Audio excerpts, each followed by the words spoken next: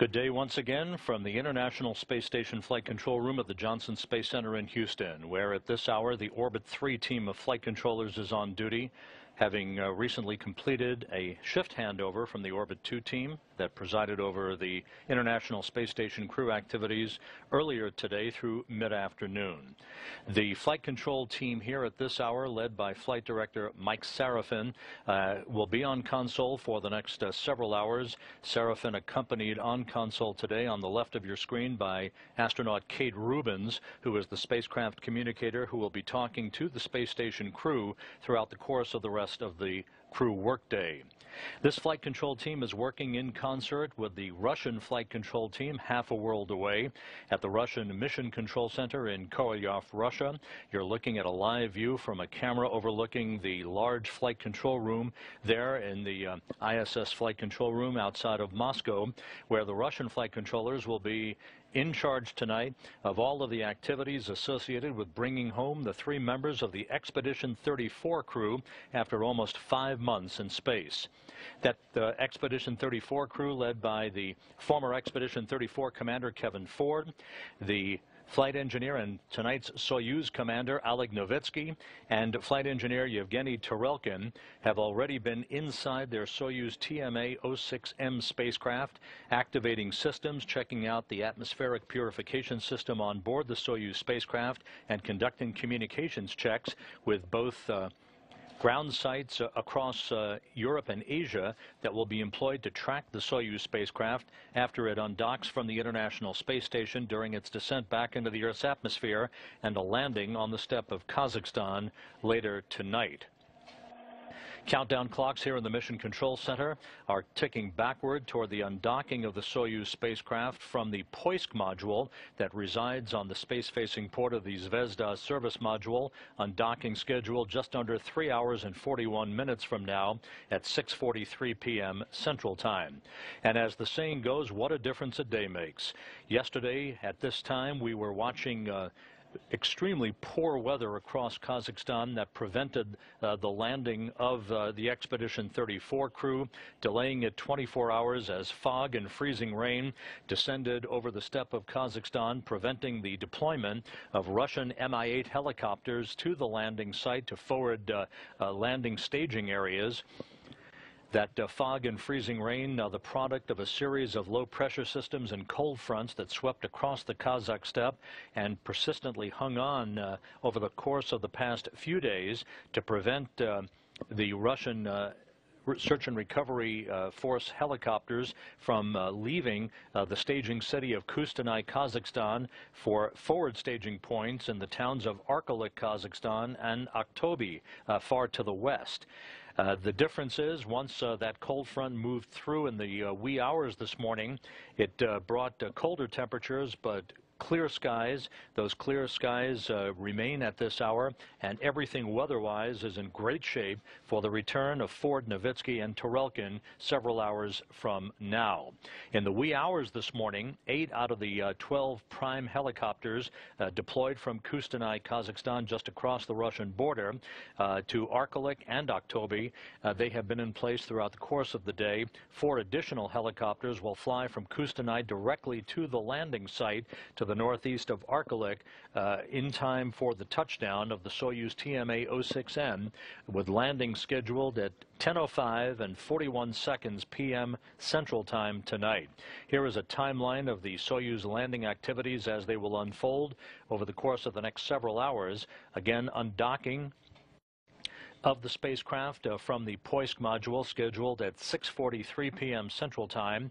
The Soyuz will conduct a separation burn to begin an opening rate away from the International Space Station, where it will wind up a distance of several hundred kilometers away from the station for the firing of the Soyuz engines, a deorbit burn of 4 minutes and 44 seconds.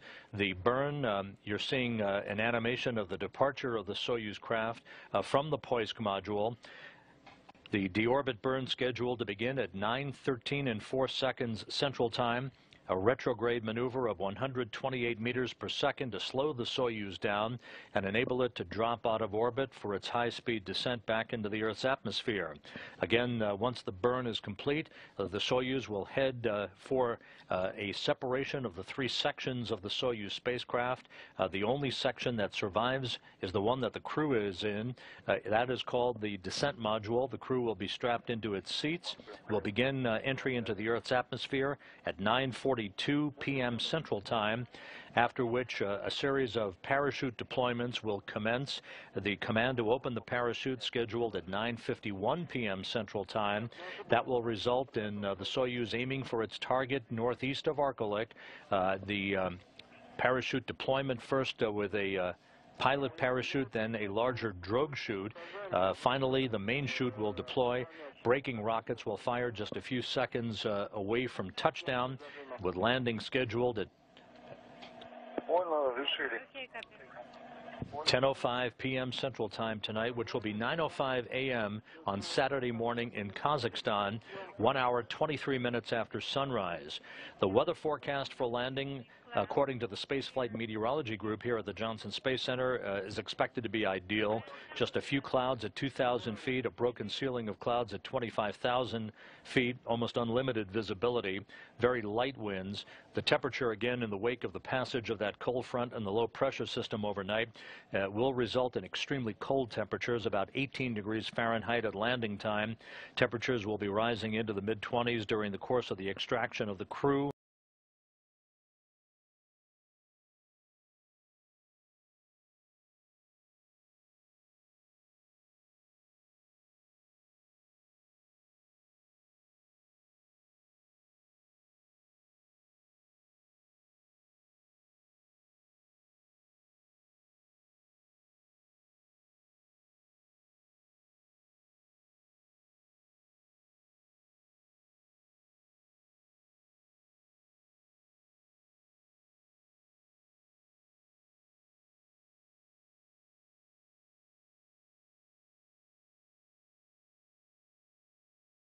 From Kustanai down to their staging areas in Arkelik and Aktobe. Aktobe is far to the west of the landing site, in position for a ballistic entry.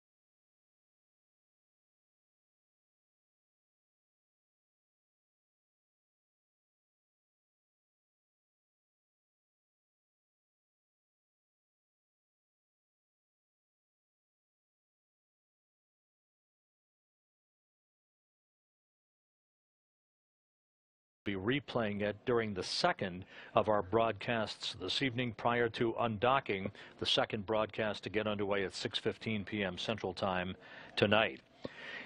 The crew will be strapping themselves into their respective seats in the descent module of the Soyuz spacecraft, with Oleg Novitsky, the Soyuz commander, in the center seat, Kevin Ford in the right seat of the Soyuz, the board engineer for tonight's entry and landing as he was for launch 5 months ago. Yevgeny Tarelkin, he'll be seated in the left seat of the descent module. That is the centermost section of the three-section Soyuz spacecraft. Up top, the orbital module.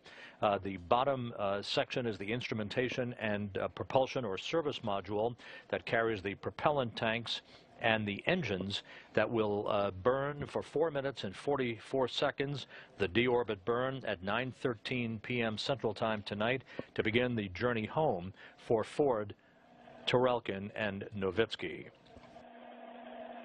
You will be hearing Russian flight controllers refer to the crew in the Soyuz vehicle under the call sign of Kazbek. That is the name chosen by Novitsky, the Soyuz commander, after one of the major mountains of the Caucasus, the mountain range located between the Black Sea and the Caspian Sea. Ford, Nowitzki, and Turelkin at the time of landing will have spent 144 days in space since their launch back on October 23rd and 142 days on the orbital laboratory.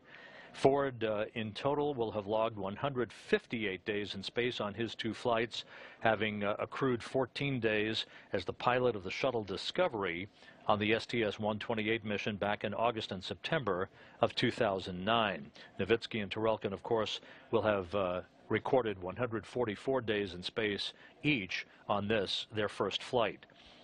The three crew members at the time of landing will have orbited the Earth 2,304 times, logging almost 61 million miles of travel.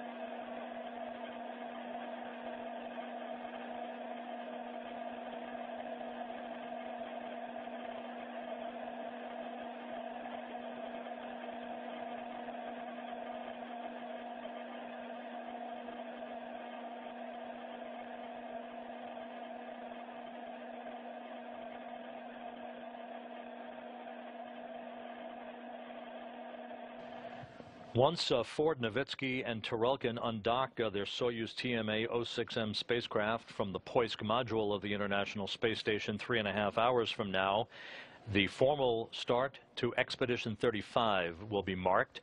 The way the International Space Station program logs increments is from undocking to undocking. So left behind aboard the station, the new Expedition 35 commander, Chris Hadfield of the Canadian Space Agency, on the right-hand side of your screen in this crew portrait. In the middle, Russian cosmonaut Roman Romanenko, and on the left, NASA flight engineer Tom Marshburn.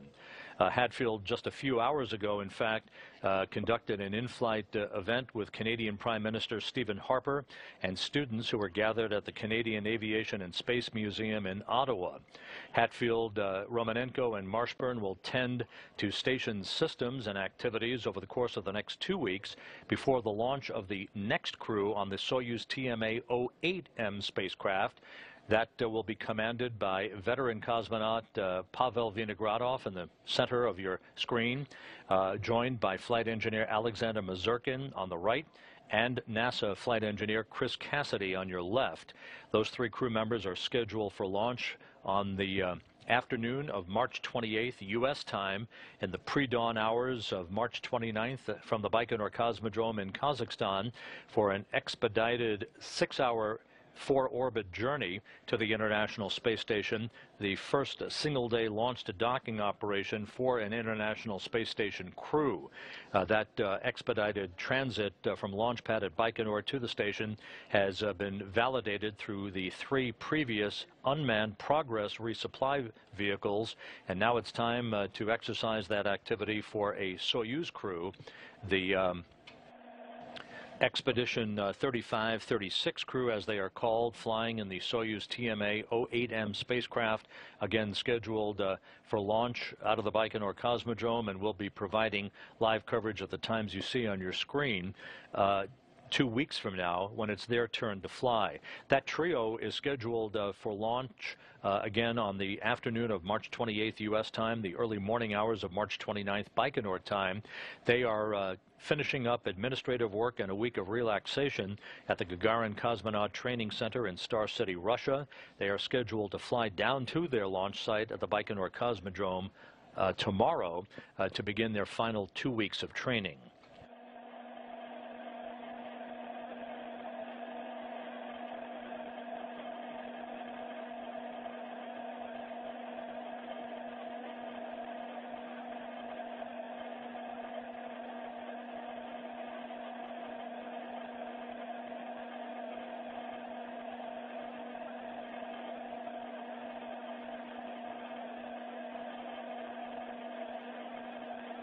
As we await confirmation of the closing of the hatches between the Poisk module and the Russian segment of the International Space Station, the first step in the journey home for Ford, Novitsky, and Tarelkin. Once those hatches are closed, there will be a period of leak checks on both sides of the docking interface to ensure that we have a tight seal between the Soyuz and the International Space Station prior to the depressurization of the small passageway or vestibule that links the forward end of the